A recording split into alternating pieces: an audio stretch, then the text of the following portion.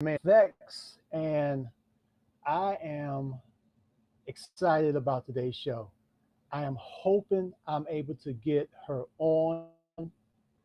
Um, we had the first time I tried to get her on, I was having technical difficulties. This time, there should not be any technical difficulties this time. So we're going to try to. I'm going to try to go ahead and send her an invite, and we're going to go ahead and start chopping it up, y'all. Um, I'm excited about this one because it's justice. It's justice, you know. Um, had an opportunity to meet her some time ago, and um, real cool, laid back, awesome sister. Um, and she's a strong queen. She is a strong, strong queen. There's no cut corners, no cut cards in her decks. Um, Now, what I am going to do while I wait for her to do that, I'm going to play this. Be right back, y'all.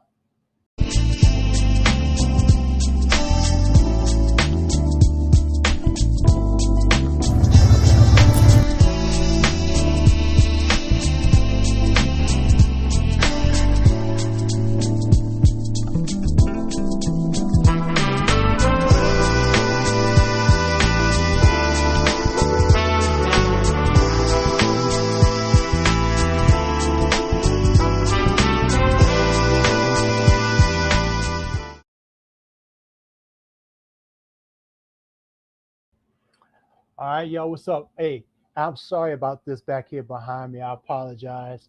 But that's neither here nor there for me.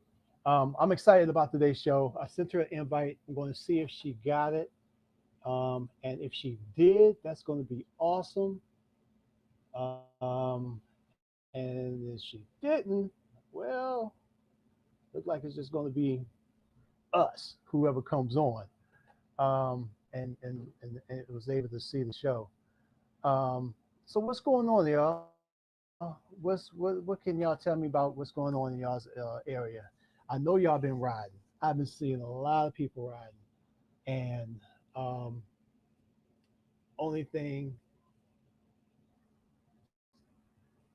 okay, she's trying to get in, and I don't understand why she can't get in and everybody else can get in. Hold on, y'all. Bear with me. Trying to get her in.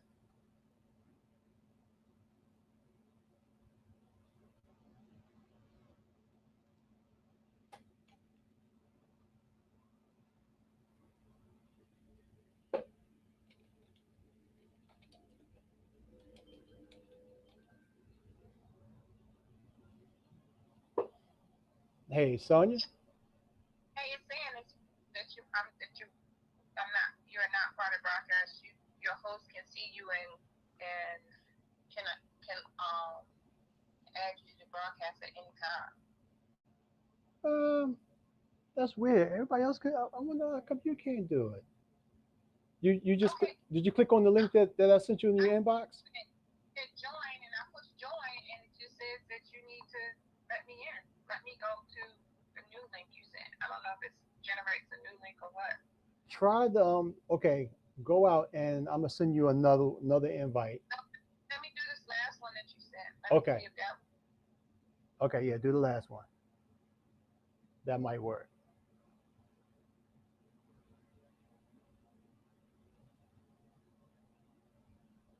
There we go. Okay. All right. All right. So we got it going on there, y'all. We got it going on. I'm going to tell y'all right now, I am inviting without any further hesitation. It is Sonia Justice Walker. Hello, Queen. How are you? I'm good. Um, That's awesome. I'm excited for a lot of different reasons. One, I finally was able to get you on my show. So I was excited about that. I'm also excited because um, you have a book that's out. So I'm just going to jump right into the just jump. I'm going to jump right in and let's talk about your book for a little bit. So it's not really a published book yet. It's like things that I'm working on. It's a blog actually called The Book of Justice. And what it entails is like different things that has happened in my life, experiences, things I've read because I like to read a lot, and just thoughts, stuff that I share with people that I find interesting. I don't put too much of my life experiences out there unless I feel like it can be inspirational to others and they can learn off of it. So when I do put it out there and it's about me, I think people realize when it's about me and when I'm just talking in general. And some of the things that I talk about are relationships. Of course, I talk about the Lord, and I talk about writing as well. So in the Book of Justice, it's called the Book of Justice, of course, because my writing name is Justice. So it's my personality on how I feel about things. So that's what it is. Now let's talk about the name Justice. How'd you come up with the name? So I was actually named Justice from a relative named me Justice, and he named me that because I like politics. At the time, I was in law enforcement. I like to debate, of course, and different things like that. So, in picking a biker name, he felt like that applied to me, and I think he was right about that. What you think? I agree. I agree. Because there's no cut cards in your deck. So No, not any. I know. So how long have you been riding? Let's talk about your riding experiences. This is a motorcycle show, but we're gonna get, we're gonna talk about from, um, your riding experiences, your personal experiences on and off the set, because you have, I believe, you have a great testimony. And one, and you and I think we share the same type of uh, riding scar, if I'm not mistaken. So um, go ahead. as far as riding, I've been riding. I started younger on like just like everybody else, scooters, mopeds, anything motorized. I loved it. I was fortunate enough that my grandmother made sure we had things like that to play with, and so I started out on those. I wanted to ride a sports bike, but at the time I was married, so my ex husband did not want me to ride a sports bike, but I snuck and rode sports bikes. So probably about, I guess, 2010 is when I started taking it more seriously, and I actually started riding a cruiser and wasn't riding other people's bikes. um, and I've been going ever since then with riding, and I'm glad I chose the cruiser. That was more my speed than the sports bike, especially with getting older. So that's how I started riding. I have family members who rode. So I come from a family of motorcycle riders on my mother's side of the family. Um, so I've seen bikes my whole life, with family members, different friends of my family and stuff like that. So I've always been interested in it. Everybody that I have on my show is linked or have a deep connection with somebody in their family who rides. I feel like I'm an orphan here because Well, you got nobody to in get my introduced family. to it some kind of way. So everybody gets introduced to it some kind of way, either through a family member, a close friend, or just observing others riding and deciding that And they want to try it. So, you know, but I that's think a what happened lot with me. of I was riders end up observing it. being connected because of family connection to it. Awesome. Um, let's move forward a little bit and let's talk about your your experiences on the set. How were you?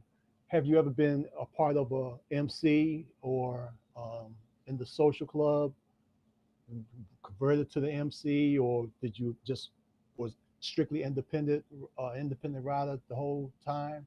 No, I've experienced. I can honestly say I've experienced it all. I actually was in a social club when I first. Well, I've always been a part of the set. That's been my whole life. Even as a teenager, I wasn't really riding then. Like I said, I was riding other people's bikes. But I've always been at the set, on the set, always experienced like bike week and different things like that or whatever. And so, like, when I actually joined a club, I was technically riding my own bike, and I didn't join an MC. My first club was a social club, and I actually was riding in a social club. And I decided that I didn't want to be in a social club anymore because, everybody else had MC on their back. I kind of was protected from like seeing the MC, well, being around the MC culture, but not really knowing all the ins and outs of it. Mm-hmm. And, that was a family experience. They wanted me to ride and to ride with them, but they didn't want me on the MC side. One being because, of course, MC, they come from traditional things, and MC meant, that it was the men's club, as they called it. They looked at it as more male dominant, and also because of a lot of the interactions that was going on. So, like, being a part of that social club, actually, and listening to how they were guiding us in regards to that, and picking and choosing our events to where we went to, actually was a form of protection for us on the set, meaning the ladies that was involved. And my SC actually was more wives than single people. So, like, they were wives of the SC, of the MC, but they were my family. So I was kind of protected Mm-hmm. because I wanted to go and see what else was out there, and start noticing the other things that was going on. And so I dropped being a part of that, and I actually joined a really big popular MC out of New Jersey. So I give a shout out to Hot Commodities because that was my first MC, and as you all know, Hot Commodities, Butter is the founder of the prop. So I actually was a part of them, and watching him and listening to him is how I learned how to be a pro. So um, we All eventually right. opened a chapter in Virginia, and we were close friends.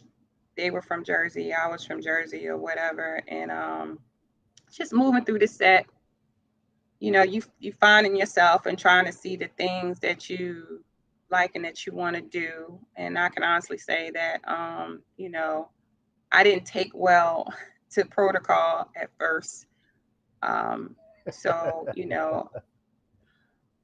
at first through traditional protocol. So, I kind of wanted to do my own thing. So I went into being an independent rider, but then I still crave that family environment, that knowing you can call somebody to ride with you kind of mentality. And so, but I wanted it a little bit different. So I joined an all female MC, in which I sat on a national board for that MC. But my experiences with that was, I know people talk about people club hopping, but, I'm the type of person, that's why my name is Justice. I don't believe in being in places that I'm not happy, I'm not satisfied, I'm not making a difference. Um, and a lot of drama is going on because I have a really, really demanding career, and when I'm off, I want to ride my bike, I want to have fun with the people I'm with. I don't want a whole lot of politics in the play, a whole lot of drama in the play or whatever. So it's different being in a female, all female MC than, I would say, a brotherhood. I'm pretty sure that they have the same thing, but I switched because I was actually trying to find my place in an MC community. So I ended up going independent again, and then the club that I'm in now is called True Riders MC, and my chapter is very, very family oriented, very, very respectful men. It's me and one other female, so I don't have, and we get along just fine. We actually were riding partners before we joined the club, so like nothing changes. We have a strong sisterhood, not just saying that, but we have a strong friendship, a strong sisterhood, and then we have the Eastern Star thing Mhm. between us that binds us, that keep us from engaging in a lot of drama. So it's a lot of respect there, and we're small. We belong to a nation. Because True Riders is big, from the north to the south, but our chapter is small. So like, that's been my peaceful place for the last, 4 years. So I've been there. Awesome. I enjoy That's them. that's good. Now, I'm glad you said something about sisterhood. Um, from the time you started and from what you see now, do you see a bigger difference in the female riders? Yeah, I see a difference. I see the presence of them more of them gathering to do their own things, more independent riding. I mean, and when I mean by that, not I mean like they are not afraid to go out alone to ride, not necessarily being an independent rider, whether they're in a club or not, like whatever it is that they want to do, they actually do it, which is, a symbol of feminism, and the feminist movement. That's what I call it because, we've worked so hard to find our place in this world and to get rid of limitations of what we can and can't do. So, being able to do that and, you know, be around each other to accomplish that has been booming lately, a lot. Um, I have no complaints about it because I'm one of those ones that's been out there trying to do my thing, the things that I like to do in regards to riding too. The only thing I advise is that in doing this, we have to still remember that we are women, that we are ladies, and we still have to be protective and we have to be safe while we're out here on the road and make sure that, especially since we don't have a male presence with us, to make sure that nothing happens to us and not to assume that you will be safe to make sure that you're actually taking precautions to do so. So yeah, I see a big boom in females out here riding of all ages, especially the 40 to 50-year-old range. We're out there. What's I know, right? You're way out there. Y'all are out there. Y'all definitely out there, and I give y'all big props because I've been seeing a lot of female presence out there, and the guys are kind of like really noticing, and they're trying to do. I believe they're trying to make their presence more prevalent now than before. What's the longest distance you've ever ridden?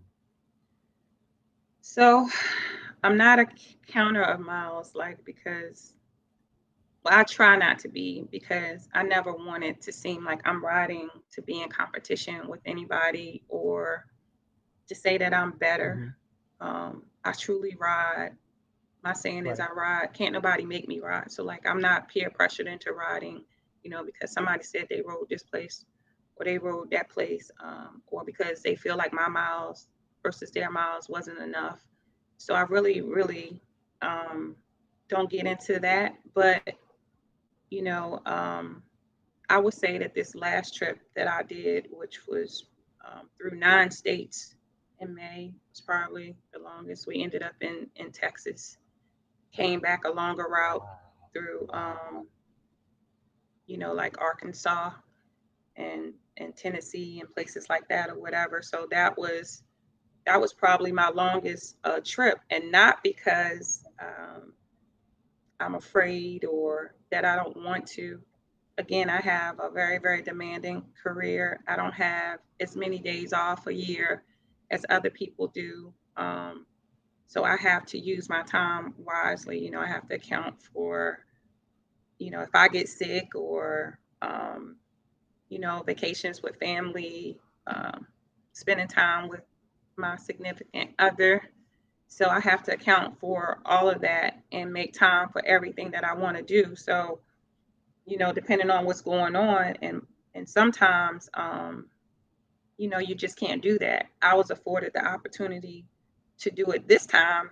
COVID did bring something good. So what happened is I didn't use as much vacation time the year before because of COVID. So we weren't moving around. So for 2021, it allowed me to have that extra time that I would need to try to accomplish, a longer distance trip. Um, so, we probably got in, I was trying to be modest about it, but we probably got in about 5,000 miles um, for that trip altogether. That's awesome. That's awesome. Yeah. Hey, real quick, I just want to tell everybody if you're just tuning in, I want you to hit that. If you're on YouTube, hit that subscribe button, hit the like button, hit the share button, and hit the notification button. That's what I want to tell y'all right now. Everybody else on Facebook, just hit the share button and do the I think it's what didn't they used to do the broadcast thing? I forgot how it's done, but Yeah, but whatever if they how hit the share, it should go yeah, into just the share. Facebook. Hmm. Yep. So just hit the share button and you know make this show known. I've been doing this too long. Or copy the link and they can put it in there to also share it too. Yeah. Yep, there you go. They listen to her. I think I'm pointing the wrong way. Okay, yeah. It Listen to doesn't, her. they understand. Um, yeah, right. So let's talk about some of your riding experiences when um, when you when you laid your bike down and you had your incident. How did you think that you would ever recover from that and be strong enough to get back on the twos again? So the first time I laid I've laid my bike down a couple of times, but my worst injury from laying a bike down was when I was on the Road King, and it actually was leaving my driveway like on a January day after a snowstorm, and just so happened we had the snowstorm and the snow melted, and so what happened was I saw some of my friends getting on their bikes, and I decided that I wanted to get on mine too, not considering the fact that they had paved driveways, and my country girl butt got a gravel driveway with that turns and that's mud up under it, and a heavy bike, and so I went out and actually hit a mudslide, probably at Wow. 10 miles per hour, and the bike flipped up, and when it landed on my leg. So I ended up with a bleeding on the inside of my leg, a bone bruise from it.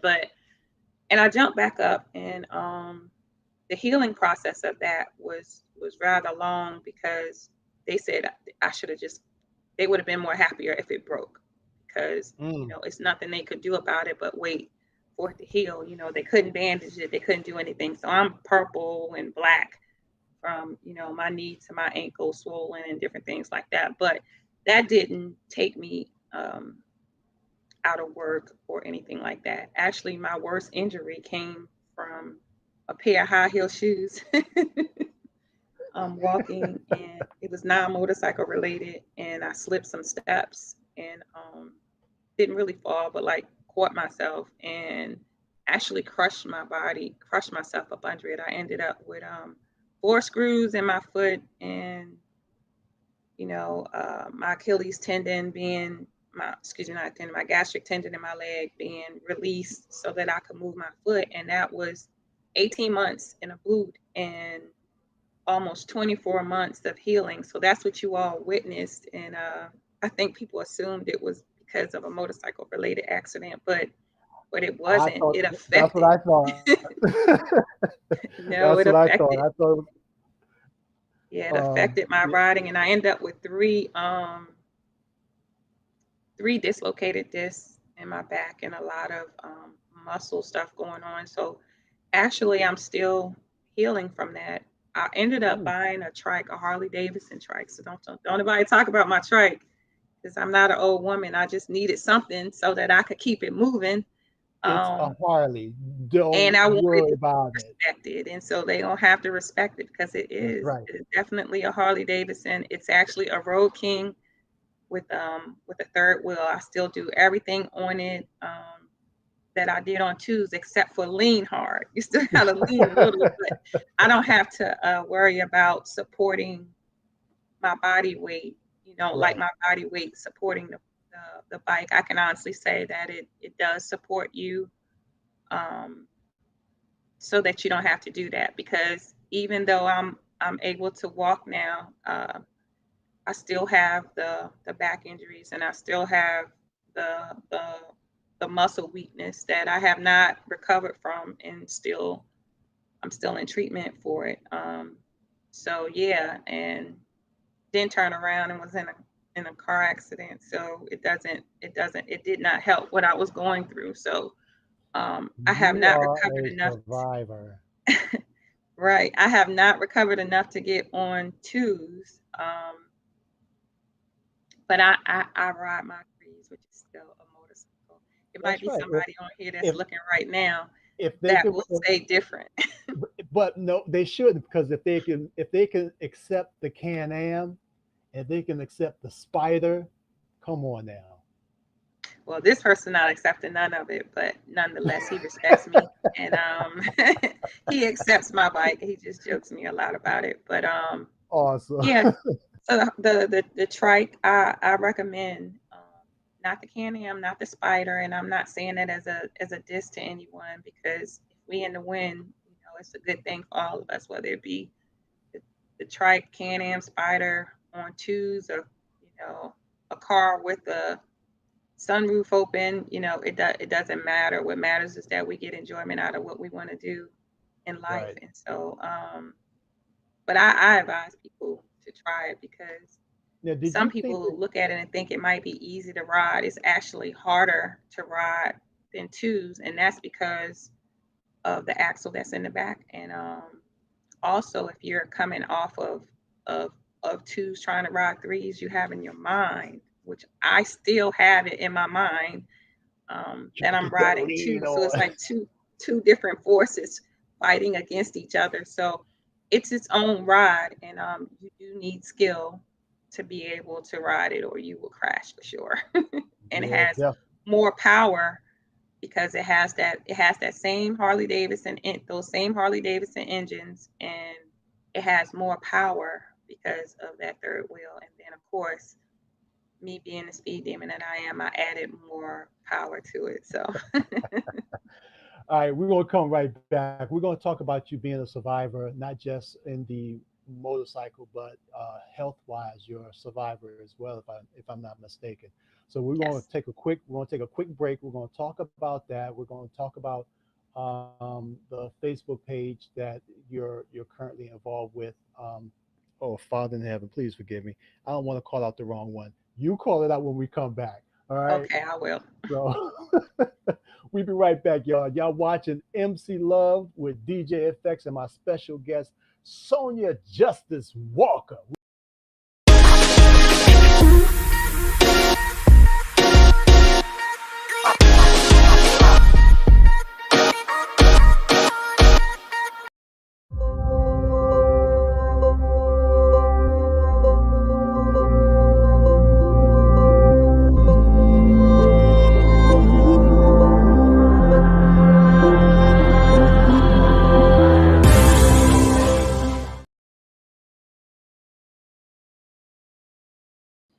All right, we are back. We are back. I got these videos. I got to make sure that first one I was getting ready to post, I got to make sure I get rid of that one. All right, So y'all you watching do MC you Love do with really DJ good with those FX. videos. And with me is Justice, a wonderful queen, an author, um, a uh, law enforcement personnel, a writer, a mother, a good friend, um, just a beautiful soul. Thank you. So let's um let's talk about um the Facebook page that you have. Let's talk about that first before we go into the other form of survivor that you are. Let's talk about that a little bit. How did that come about? So I have quite a few pages, but the ones that you are familiar with is For Bikers Only. That page came about because we were part of another group and we were trying to help enhance that group. And, we had some things that we wanted to do that was a little different. So we created it with the intention of it all being one entity with different sections in it. But it did not work out that way, and we ended up a separate entity. Um, so for bikers only, blood, sweat, and respect is definitely a biker group. I'm gonna say that we have 100% bikers in there because that is the intent, is to have a place for us as as being peers to relate to each other. We don't necessarily, what I like about it is we don't necessarily have to always talk about motorcycles. We try to keep the politics out of there. It's low key till I get in there sometime and want to stir up some drama because they too quiet. But it doesn't need to actually be led all the time by one of the admins, but it is monitored really, really hard to make sure that we Yes, it have is.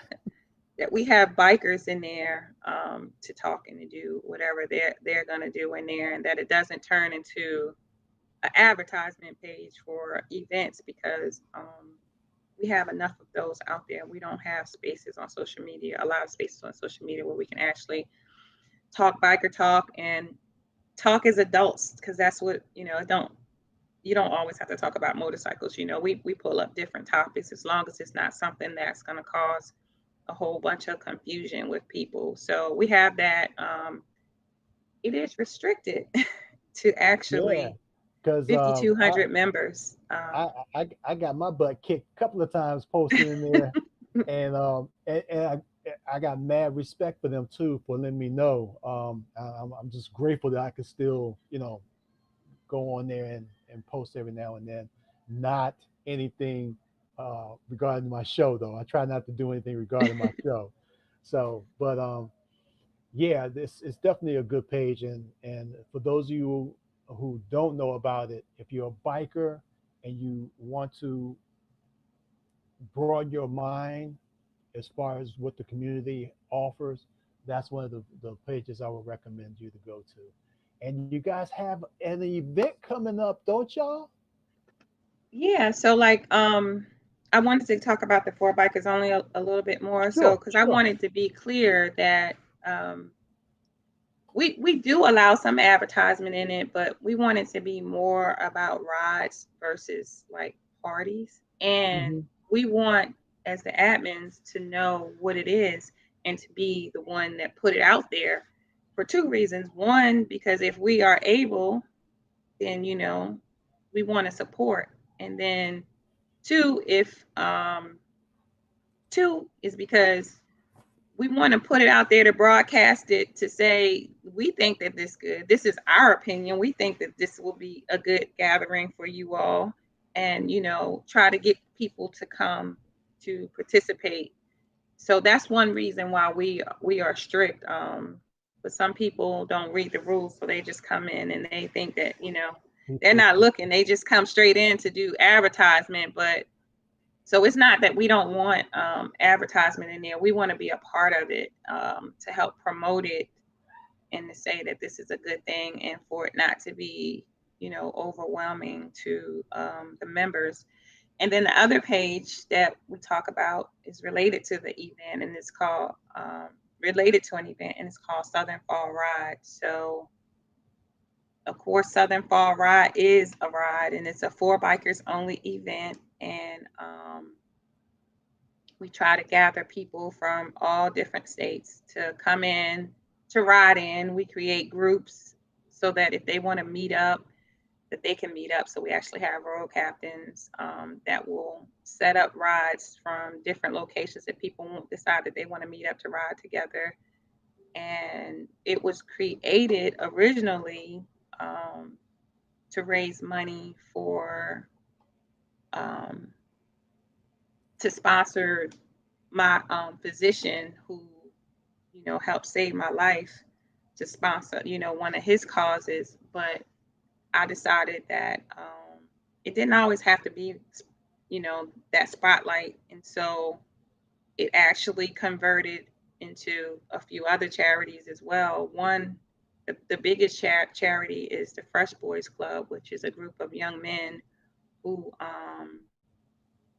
who gather to help other young men. And when I say young men, is these young men are teachers, and they have a group of children, a large troop of children, so I say, that they actually help raise up, introduce them to community, to charity, to college, to brotherhood, to discipline amongst each other, to help to raise them into manhood. And I've watched them from little boys being in it, little boys themselves, to being the men that lead this, and some of the young men to go off and be successful and still remain with them. And they do great things for the community. So that's our biggest one.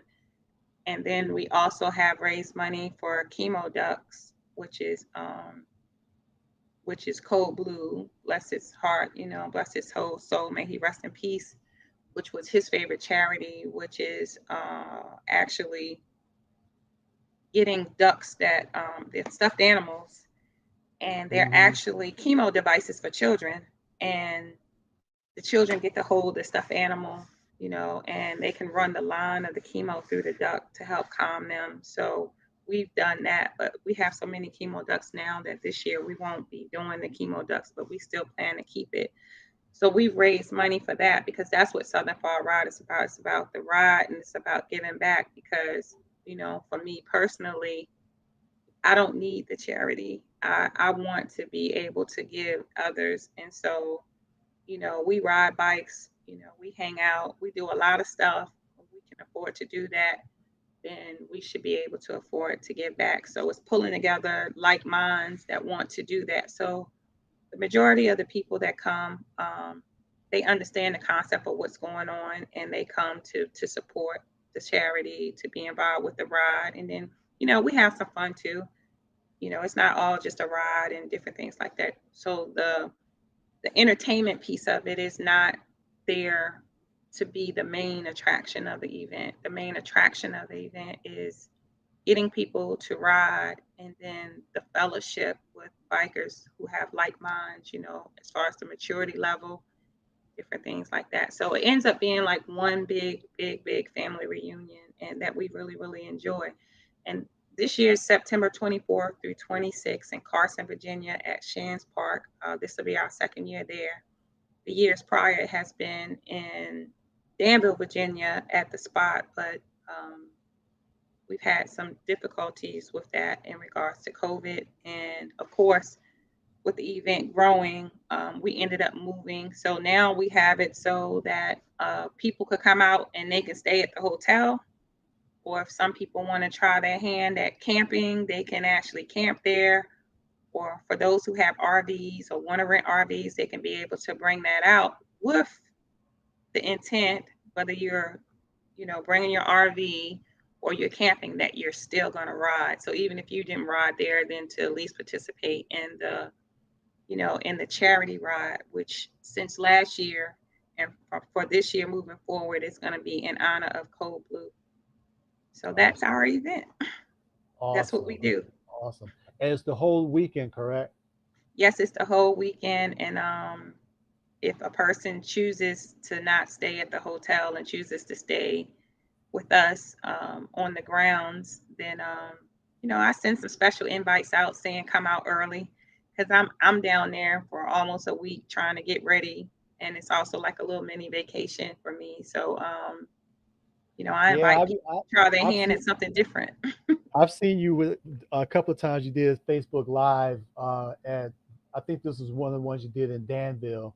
You was out there walking the grounds and everything. I think it was raining that day.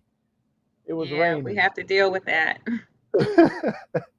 but you were But out there regardless. So yeah, I'm there. absolutely. Regardless if it's 10, 15 people or hundreds of people, we're going to still do what we do because we enjoy it.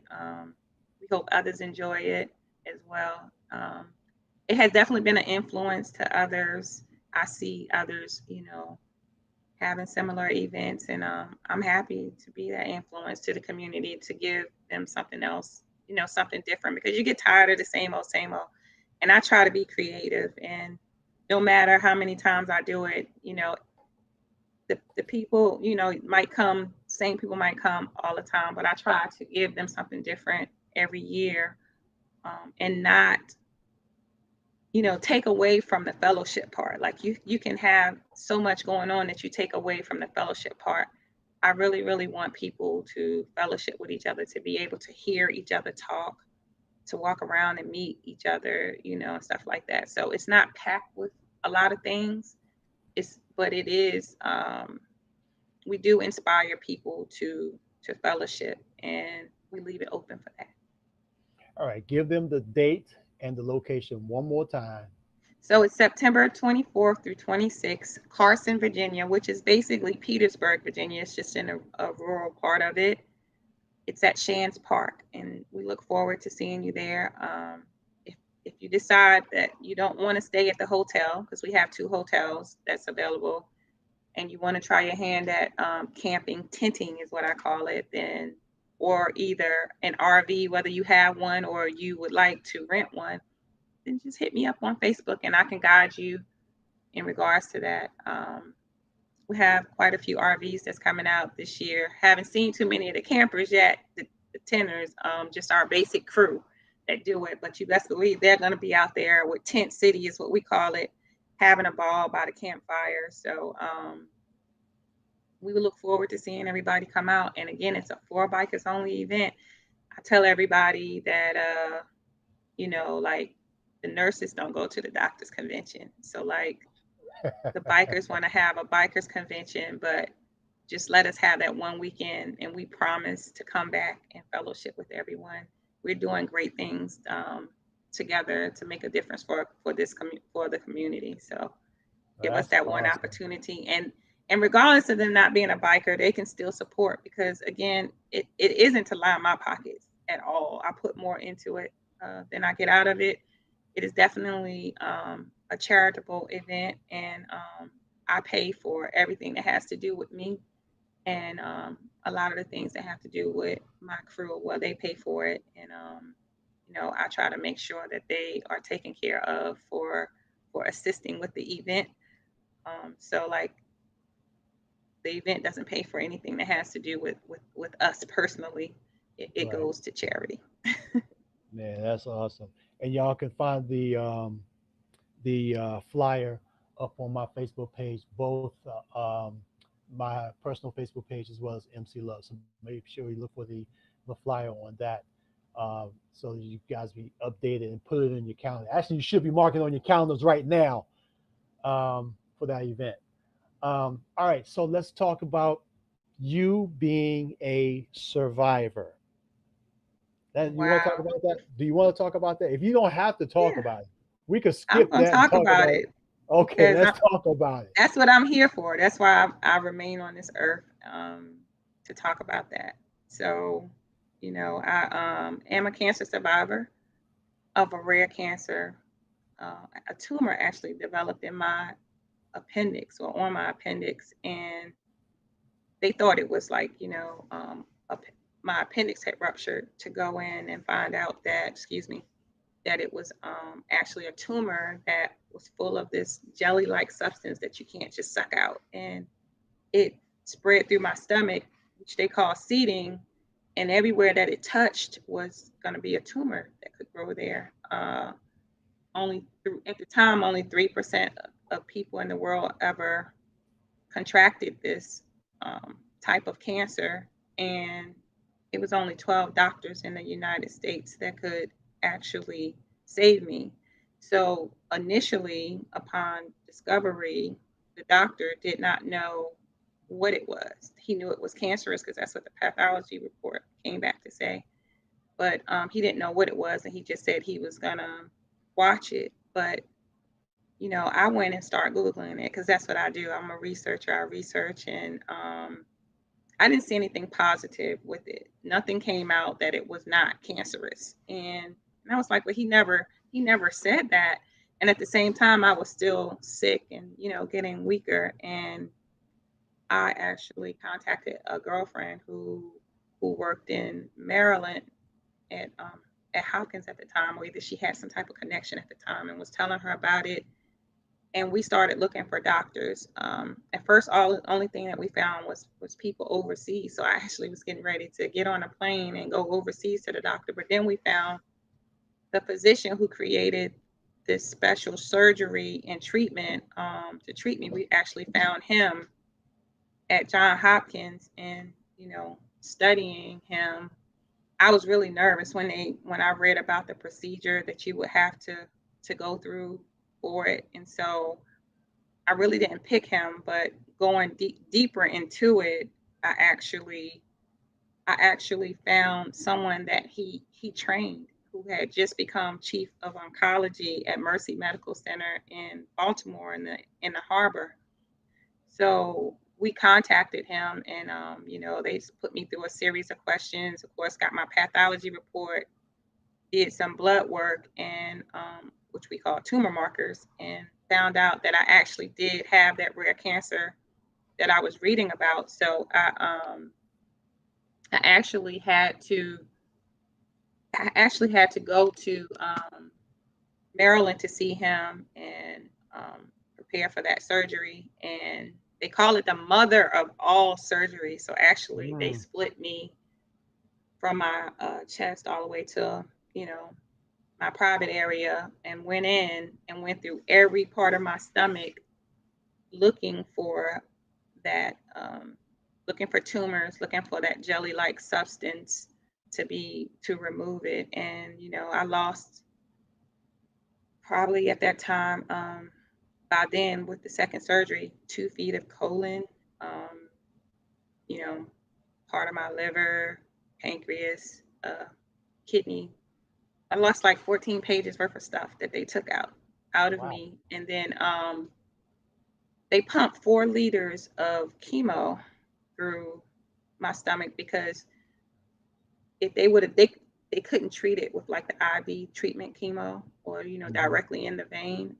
It wouldn't work. They had to kill the cancer cells. So it was like a chemo wash. That was the only way that they would be able to do it and me have a chance of survival, which he had given me a year. um, so they pumped me with 4 liters of chemo after the surgery, and left me open. I was in ICU, um, to kill those cells. And I had, he said I was going to feel like a Mack truck would hit me, and he was going to break me down, but he was going to bring me back up. And so he did. My body broke down horribly. I developed heart problems, which caused me to have a coding episode, actually standing up. So like my heart started beating with me standing up, looking at the nurses. And them trying to revive, get it started again and different things like that. But I made it through all of that, and I made it through and came home faster out of the hospital than what he thought I would. And through my recovery process, which was long, my son passed away. And, because of the grief and, the stress of all of that, the fear was that it was going to return, because one thing about a person with a serious illness, you have to watch the stress level in your life. And so this was, about 8 months after my surgery that my son passed, and he passed away in, April 2010. And by that October, I was under the knife again, going through that surgery again. Um, it wasn't as bad the second time because I think maybe I was more mentally prepared. And I just want to say it was very, very stressful. It was a very, very hard time in my life trying to fight illness and grief at the same time. Of course, just like anyone else, I had days um, that I wanted to give up. But I tell everybody I was like a nose hair away from the ground, and I could feel something that wouldn't let me hit the ground, that wouldn't let me hit rock bottom. And the only thing that I can attribute that to is God, because I prayed. I replaced sad thoughts with prayer, and sometimes that was seconds, every few seconds, every few minutes, and then with doing that, I went on, and it became hours, and it became days, and then to where it is now, it's a daily thing. So I always tell people that you can lean on Him. It had to have been Him and my guardian angel that kept me from hitting rock bottom, that has given me the strength to live, um, because of my faith.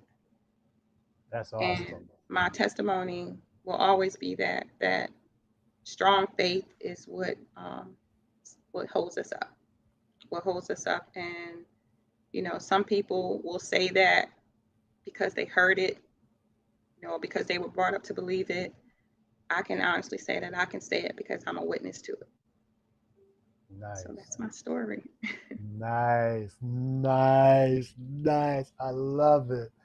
Um, having, and we're going to talk about our father. We're going to talk about our father a little bit. Having him in your life now, do you think it would have made a bigger impact back then had you had okay, let me rewind. Mhm, Knowing the things that you know now with God, mhm. do you think it would have been different back then, or do you think that it just needed to happen when it happened? Well, I've always been a very, very spiritual person. I think it's a difference in being spiritual and being like hyper religious. I'm hyper spiritual. So I've always been that person, more so trying to connect with Him than people.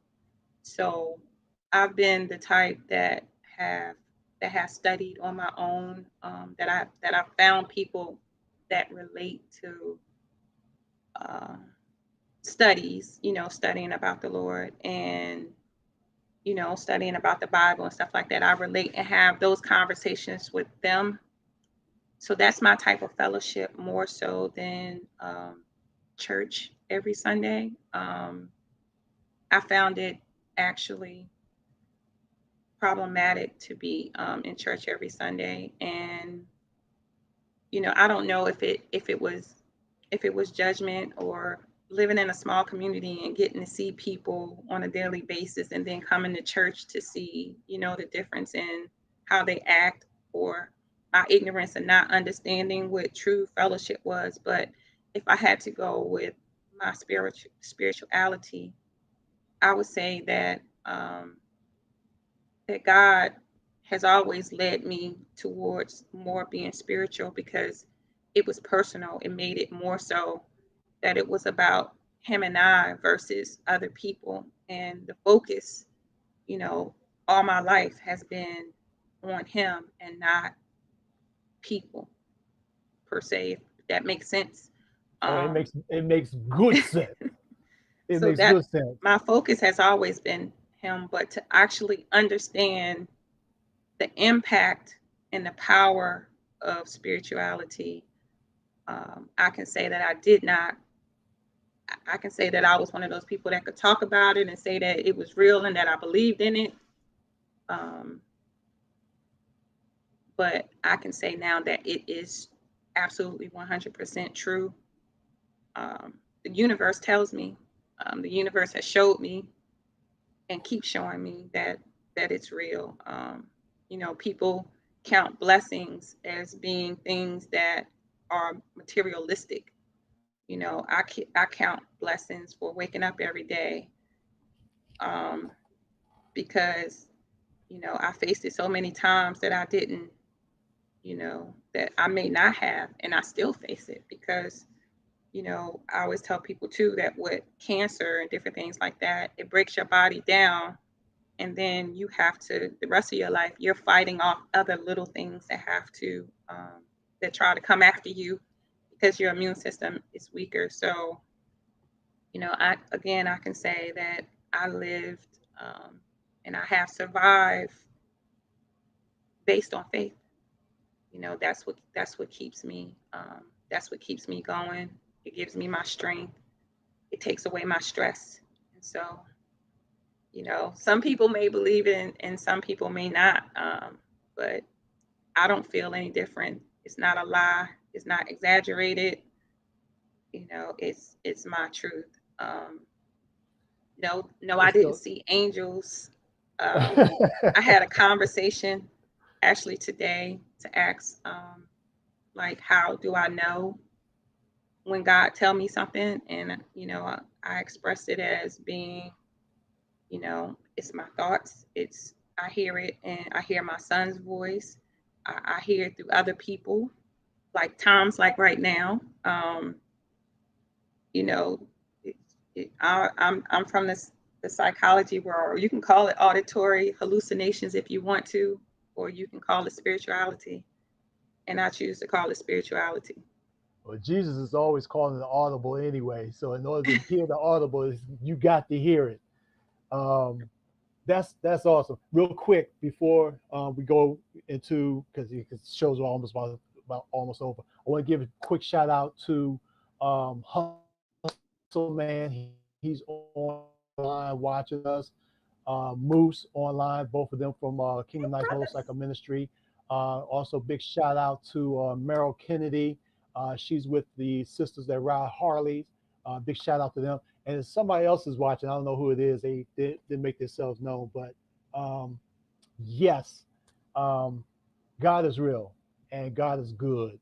And the only way you're really going to know that is to accept Him, believe in Him, and have a relationship with Him. And you touched a little bit about that in every aspect of what you were saying. And I love the testimony. Um, and Hustleman said that was a testimony also. Oh, Deborah Kellogg, First Lady Caldwell, Pastor E's wife, she's on also. She says hello. Hello, Um, everyone. so Yeah, great people, great people. I really look up to Hustle Man and Moose. I stay in contact as best as I can.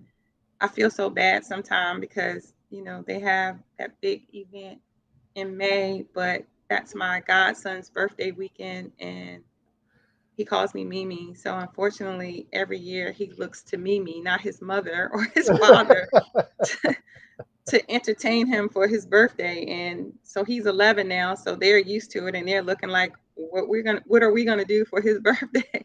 So hey, that bring him to the bike lesson. um, I never thought about that to see if he would like that. He probably would. Yeah, I I'm never almost I sure he never thought would. about that. Um, I mean, even if not now, like maybe in a few more years when he turned to be a teenager, he may enjoy it more because when they're this young, they all eyes on me. They don't want it the attention to be drawn off of them for something else. But we might could work that out. Maybe I could talk to them and they have something special for him. One hey, of these chop years, one up just a for little DJ teeny today. weeny section to bring some attention to him to make him smile. That's awesome.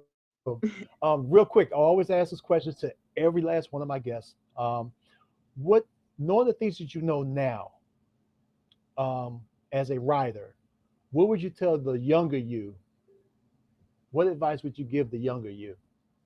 And if it's not the younger you, what advice would you give the younger generations that's coming up? Like ride because that's what you want to do and not because it's something that you see others do. and you know, don't be influenced by all the negativity that's out there. Like, find your passion and what you like about it.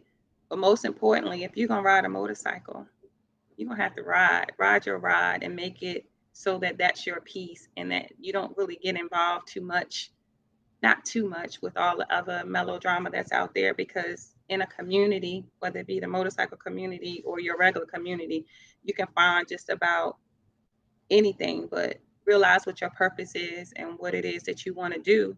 So if you choose to ride, then ride. That's what I Right. would tell them. Ride. Awesome. Awesome. Well, Justice, I want to thank you. It's been a long time coming. Actually, for me, it's been a couple of years because I've been trying. I really wanted to have you on my show, and just either timing or just things that came up didn't allow it, didn't afford it to happen. But I am so grateful that you came on to tell your story, to give your testimony, and to show the strength that you have as a Nubian queen of Thank this you. world.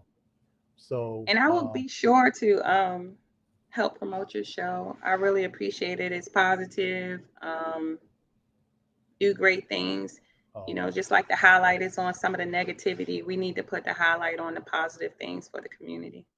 well, that's what this platform is supposed to do. And I appreciate that. God bless you for that. Yes. And again, I want to thank you. Much success with the fall. The fall. I keep getting stuff screwed up. The Southern fall, Fall Ride. Southern Fall Ride. Yes. Good luck with everything with that. And I'm gonna try to make one of them. One of these I'm going to try to make. I don't know which one. In Petersburg, I have family down there in McKinney, so that's not far from Petersburg. Oh, I actually don't live far from there. Really? Mhm. All right, you might know some of my family. Well, I just moved near that area. So I haven't really met, but it's still a good, like, maybe 20 20 minutes away. But I see it all the time. The road that leads to where I live actually Hmm. joins with McKinney. Okay, cool, awesome. Well, again, I want to thank you for being on the show. I hope to have you get back again, and going to try to work something out in the future to be bring my show to one of your Southern I would Fall love Ride that. events. I would love Um, that whenever you're ready. well, thank you. And thank you for wanting to promote the show and everything. Thank you again for just being a part of this. And may God continue to bless you because, as they say, He's not done with you yet. Okay, so you keep soaring, you keep rising, you keep getting up because I don't see failure in you at all. Thank you. All right. God bless you, and I thank you. Thank you. See you, everyone. Bye, Moose. Bye, Hustle Man. All right, y'all. That's the show. Um, man, I just had a good time. I don't know about y'all, but I had a real good time, and especially even though it was just a little bit talking about God, it does something to me. Um, so, and having that being said, it's time to end the show. So, make sure you pray before you get on your bike, pray while you're on your bike, and pray when you get to your destination. Make sure you do the same thing on your way back home. All you drivers out there, keep your eyes on the road and look more than twice because the person that's on those two wheels is the same person who wants to make it home. And we desire for them to make it home the same way they left, alive and whole. Until then, until the next time, y'all be safe out there. And always put that throttle hand up and remember the ones that we've lost and put both hands up and rejoice of your life and theirs. Until the next time we meet, burn rubber and not your soul. I kind of like that. I'll holler at y'all later.